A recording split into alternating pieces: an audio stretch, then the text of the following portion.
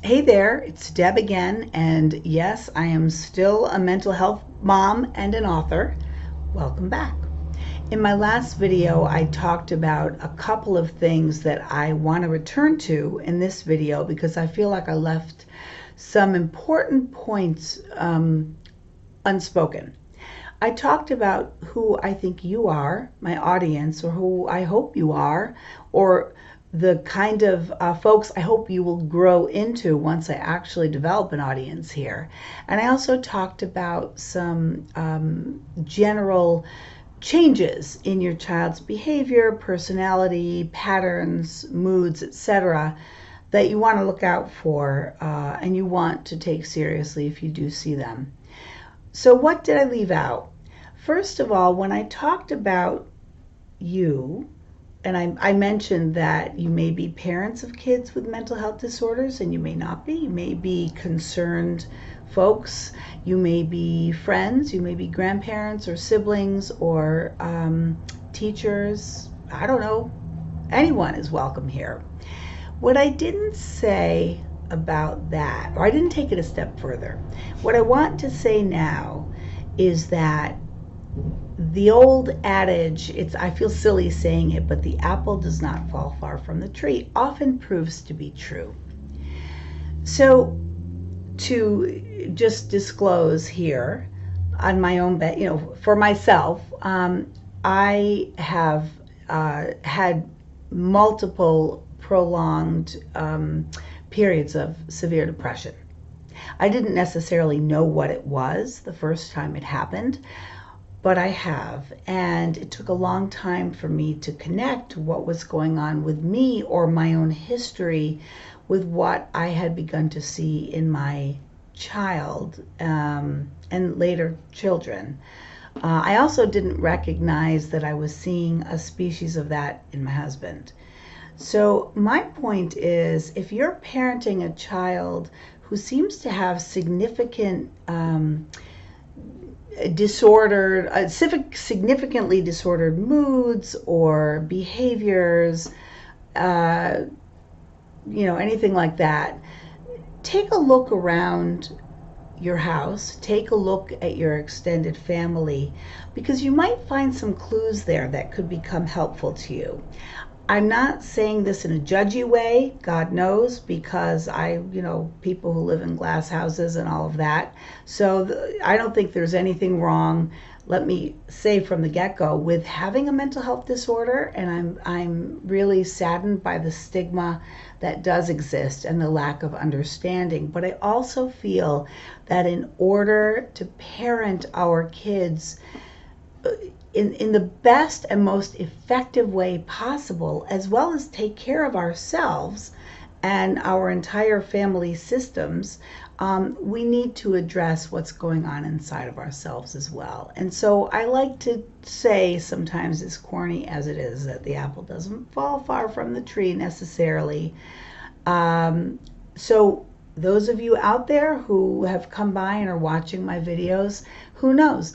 Maybe you have depression, maybe you're bipolar, or have OCD, or whatever. The list is very, very long. I could go on forever, and maybe you don't.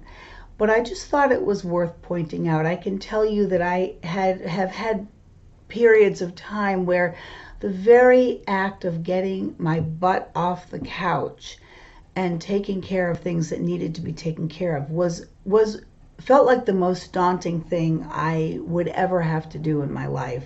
Like climbing Mount Rushmore naked at the height of tourist season. Like, that's what getting off the couch felt like to me. And I had little children around who needed me.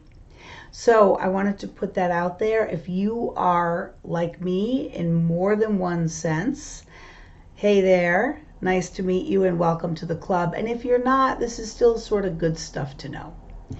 Okay, so I got that off the table. The other thing I wanted to address was the lack of diagnostic specificity. In the last video, I talked about some general symptoms, signs that your child can present with that might seem unusual to you, that might look like they're worthy of further investigation. Generally speaking, they are, and as I mentioned, especially if they're very prolonged. What I didn't do, though, was describe specifically symptoms that belong to specific mental health disorders. There are lots of reasons for that. I'm not an expert in that, number one, although I have a lot of lived experience and a lot of connections with experience in illnesses that I have not dealt with personally. So I can talk about those things, and at some point I will. But my goal in writing the book that's coming out this November 2018, in making these videos, and in doing all of the writing I have done on the subject of mental illness, mental health parenting, is that the purpose is to bring us together. I think we have an extraordinarily tight bond, something that binds us together. And what that is not the specific diagnosis of our kids or ourselves or our loved ones, although that could, right? But it's the experience of navigating this world while hefting the burden and navigating negotiating the challenges of mental illness.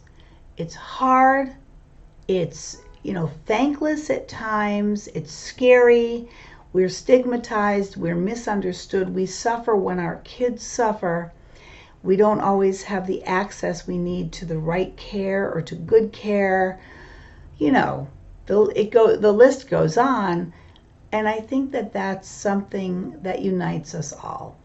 So that's one reason why I'm not getting too specific, especially early on in this series.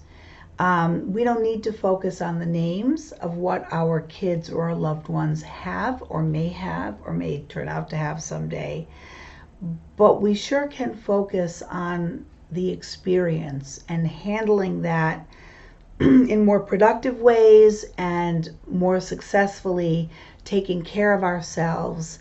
And so those are going to be some primary themes in these videos, just as they are in the book. Anyway, okay, I just needed to get that off my plate.